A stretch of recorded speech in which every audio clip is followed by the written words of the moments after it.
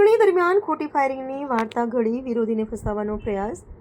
ગીર સોમનાથ જિલ્લામાં સ્થાનિક સ્વરાજ્યની ચૂંટણી 2026 દરમિયાન ગંભીર ગુનામાં સામાવાળાને ખોટી રીતે ફસાવવા માટે ખોટા પુરાવા ઊભા કરી પોલીસને ગેરમાર્ગે દોરવાનો પ્રયાસ કરનારી સામે વિરુદ્ધ ગીર સોમનાથ પોલીસે કાયદેસરની કાર્યવાહી કરી ધરપકડ કરી છે.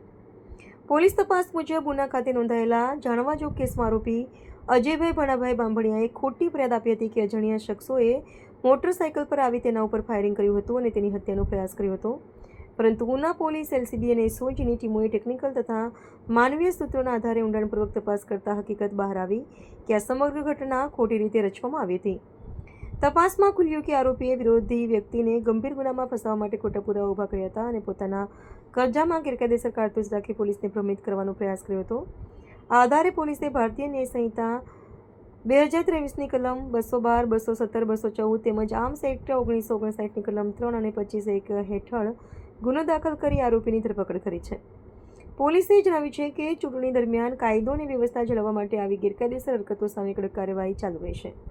કૃષ્ણા સોલંકી, ઉના. ગઈકાલે રાત્રે લગભગ 9:45 આસપાસ અજયભાઈ બાંભણિયા જે ઉનાના રહેવાસી છે એ ઉના પોલીસ સ્ટેશન ખાતે આવેલા હતા અને તેમને એવી એક ફરિયાદ કરી હતી કે એમના ઉપર કોઈ બે અજાણ્યા શખ્સોએ ફાયર કર્યું છે. આ એ સમયે પોતાની વ્હાઇટ કલરની બ્રેઝા લઈ અને ઉનાથી કરી અને આપણે સોમનાથ ભાવનગર હાઈવે ઉપર ગરાડ ગામ બાજુ જતા હોવાનું તેઓ જણાવે છે. તેઓ પોલીસ સ્ટેશને આવ્યા પછી એમની તબિયત થોડીક નાદુરસ્ત જણાતા અને પીએસઓ પાસે એમને રજૂઆત કરતા હતા. એ દરમિયાન તેઓ ઢળી પડ્યા હતા અને એમને તાત્કાલિક પોલીસે હોસ્પિટલમાં ભરતી કરાવ્યા હતા જેથી તેમની પ્રાથમિક સારવાર થઈ શકે. ત્યારબાદ આપણી પોલીસની ટીમ અધિકારીઓ સહિત ત્યાં હોસ્પિટલ ગયા હતા અને તેમનું નિવેદન લીધું હતું અને નિવેદનમાં તેમને જે જણાવ્યું હતું કે કોઈ બે અજાણ્યા શખ્સો જે જતા હતા ત્યારે પોતાનું વ્હીકલ લઈને ત્યારે સામેની બાજુથી ફ્રન્ટ વિન્ડશીલ્ડ ઉપરથી એમના ઉપર એક રાઉન્ડ ફાયર કરવામાં આવ્યો છે અને એ પછી પોતાનો જીવ બચાવીને પોલીસ સ્ટેશને આવેલા હતા. સમગ્ર આક્ષેપોનું પોલીસે LCB, SOG, local police station, Una police સ્ટેશનના પીઆઈ, ડિવિઝનના ડીવાયએસપી અને હું ખુદ પણ ગઈ રાત્રે લગભગ સવારે 4:30 વાગ્યા સુધી અહીંયા જ હતો. એમને કરેલા આક્ષેપોનું ખૂબ ઊંડાણપૂર્વક અમે તપાસ કરી છે. એફએસએલની ટીમ પણ બોલાવેલી હતી કારણ કે ફાયર થયેલું છે કે કેમ, વિન્ડશીલ્ડમાં જે કહેવાય છે કે ફાયર થવાથી જે હોલ પડેલો છે એ એનાથી થયેલું છે કે કેમ, એ સમગ્ર મુદ્દાઓની ખૂબ જ તલસ્પર્શી એફએસએલની ટીમ બેલેસ્ટિક એના તમામ સાધન સરંજામ સાથે આવ્યા હતા અને એમને ખૂબ જ ઊંડાણપૂર્વક, ચોકસાઈપૂર્વક અનેક પેરામીટર ઉપર એને ચકાસ્યા બાદ એફએસએલના રિપોર્ટમાં એવું આવ્યું છે કે આ પ્રકારની કોઈ ફાયરિંગની ઘટના બનવા પામેલ નથી અને સમગ્ર જે આખું ઘટનાક્રમ છે એ એમને ઉપજાવી કાઢેલો છે અને એમને ચોક્કસ તેમના સામાવાળાને કોઈ પણ પ્રકારે યનચેન પ્રકારે કાનૂની દાવપેચમાં ફસાવવાનો પ્રયત્ન કર્યો હોવાનું અત્યારે અમને લાગી રહ્યું છે. તો એના ઉપર કાર્યવાહી હવે થશે. હા, બીજું આપને એક જણાવી દઉં કે જ્યારે એ સૌથી પહેલા એમના એ જેમ કહે છે એમના પ્રમાણે ફાયર થયા બાદ જ્યારે પોલીસ સ્ટેશન પોતાનું વ્હીકલ લઈને સીધા પોલીસ સ્ટેશને આવે છે.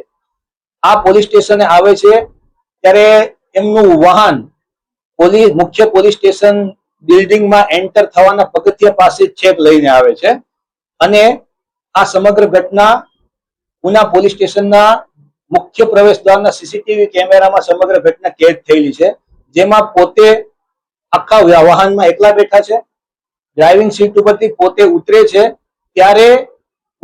ત્યારે તેમના પાસેથી તેમના કપડામાંથી એક બુલેટ નીચે પડે છે. એફએસએલ પરીક્ષણમાં અમે આ બુલેટ આપી એને કબજે લીધી કાયદેસર બધી વિવિધ પ્રોસિજર ફોલો કરી અને એ જ્યારે અમે એનું પરીક્ષણ કરાવ્યું છે ત્યારે અમને આ બુલેટ જીવંત હોવાનું જણાયેલ છે. કોઈ પણ વ્યક્તિ પોલીસ સ્ટેશનમાં આવે છે અને જીવંત બુલેટ લઈને આવે છે કે પોતાના કબજામાં આર્મ્સ એક્ટ પ્રમાણે હથિયાર કે ફાયર આર્મ્સના કોઈ કારતૂસ રાખે તો આપણે જાણીએ છીએ કે આર્મ્સ એક્ટ પ્રમાણે એક ગુનો બને છે. તો આ બુલેટ એમની પાસે ક્યાંથી આવી, શા માટે લાવ્યા હતા? કારણ કે જો ફાયર થયેલું હોય એમના આક્ષેપ પ્રમાણે તો બુલેટ લાઈવ તો મળવી જ ના જોઈએ. બીજું કે બુલેટ મળે છે તો FSL વિવિધ પરીક્ષણ કરે છે, એના પર ગન પાવડરની કોઈ હાજરી જણાઈ આવેલ નથી. જે જગ્યાએ વિન્ડશીલ્ડ ઉપર બુલેટ ફાયર થઈ છે એ જગ્યાએ પણ FSL વિવિધ પરીક્ષણો કર્યા છે, એના ડાયામીટર માપ્યા છે. બુલેટનો જે ડાયામીટર છે અને વિન્ડશીલ્ડમાં જે હોલ પડે છે એના ડાયામીટરમાં પણ ઘણો બધો અંતર આવી રહ્યા છે. આ પણ શંકા ઉપજાવે છે. કોઈ પણ ફાયર આર્મ્સમાંથી જ્યારે બુલેટ ફાયર થાય છે ત્યારે એના ઉપર ગન પાવડરની હાજરી આવતી હોય છે, એ હાજરી પણ નથી મળતી, વિન્ડશીલ્ડ પર પણ નથી મળતી.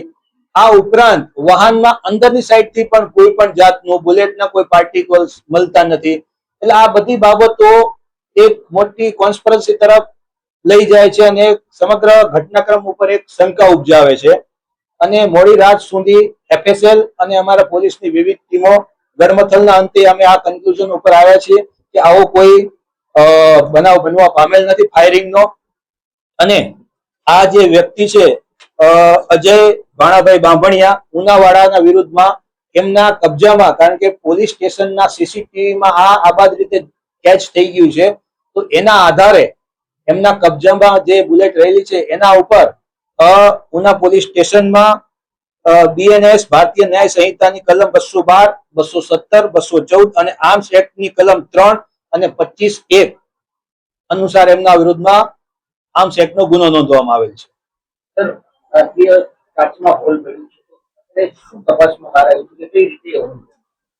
તપાસમાં જે બુલેટનો ડાયામીટર છે અને એમાં જે વિન્ડશીલ્ડ ઉપર જે ડાયામીટર છે એમાં મેં આપને અગાઉ કીધું કે એમાં ડિફરન્સ છે, તો આ એક શંકા ઉપજાવે છે. આ હવે તપાસનો વિષય છે કે આ હોલ કેવી રીતના પાડવામાં શક્ય છે કે કોઈ ધારદાર પદાર્થથી પણ પાડી શકાય છે. જે વ્યક્તિ આ ઘટના ઘટી છે સંપૂર્ણ કાવતરું નથી કરવા પાછળનો હેતુ શું હોય છે? કારણ કે અત્યારે સુપ્રીમ કોર્ટ એ આપ લોગ સમજી શકો છો કે ભાઈ શા માટે રચ્યું છે. હું આપના માધ્યમથી એક વાત બહુ ક્લિયર કરી દેવા માંગુ છું કે આ રીતે કાયદાનો અને પોલીસનો દુરુપયોગ કરી પોતાના સ્વાર્થ સાધનારા તત્વોને હું ખાસ ચેતવણી આપવા માંગુ છું. અને આ કેસ આ જિલ્લા માટે અને સમગ્ર રાજ્ય માટે એક સીમાચિહ્ન રૂપ બની રહેશે કે જ્યારે તમે કોઈને ખોટા ફસાવવા માટે અથવા તો પોલીસ અને કાયદાનો દુરુપયોગ કરી અને જ્યારે તમે કોઈને નિર્દોષને ફસાવવા જાઓ છો તો એનું પરિણામ શું આવે છે અને તમારે એની કેટલી ગંભીર કિંમત ચૂકવવી પડે છે. અત્યારે એક આર્ટિસ્ટ સામાન્ય રીતે જે દેશી કન્ટ્રી મેડ હોય છે, જેને આપણે સામાન્ય ભાષામાં કટ્ટો અથવા દેશી તમંચો કહીએ છીએ, એવાનું હોવાની અમને અત્યારે શક્યતા જણાઈ રહી છે. હાલ પૂરતું કબજે નથી કર્યું, કારણ કે અત્યારે અમારું ફોકસ ફાયરિંગ થયેલું છે કે કેમ એ ઘટના ઉપર જ રહેલું હતું. ફાયરિંગનું આ અમારે ક્લિયર કરતા આ વસ્તુ અમારે ધ્યાને આવે છે. એના સીસીટીવી પણ હું તમને શેર કરીશ કે એ ભાઈ જ્યારે ગાડીમાંથી ઉતરે છે તો એમના શરીર ઉપરથી બુલેટ નીચે જમીન ઉપર પડે છે અને પછી એક પોલીસ વાળાને દેખાય છે કે આ બુલેટ શું છે કે શું છે, અને પછી એ કાયદેસર પંચનામું કરીને આપણે બધી પ્રોસેસ કરીએ છીએ. એટલે બુલેટ રાખવી, ફાયર આર્મ્સ રાખવું એ આપ જાણો છો કે એક ગુનો છે અને એના આધારે જ એમના વિરુદ્ધમાં ગુનો નોંધાયો છે. એ તપાસનો વિષય છે. એમને અજાણ્યા શખ્સો કયા છે, હવે એ કોના ઉપર કરતા હોય એ એમનો પ્રશ્ન છે. અત્યારે અટકાયત કરી છે અમે, અને અત્યારે થોડુંક એમની તબિયત બગડી છે એટલે અત્યારે એમને જે પ્રાથમિક સારવાર માટે લઈ ગયા છે.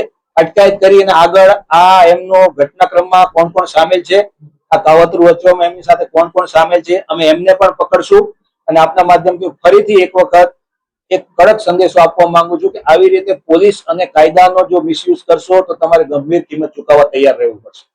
નમસ્તે મિત્રો, હું છું ચાંદની પરમાર. આપની મનપસંદ ચેનલ એટલે કે દીવ મિરર ન્યૂઝ ચેનલને લાઈક કરો, શેર કરો અને ફોલો કરો.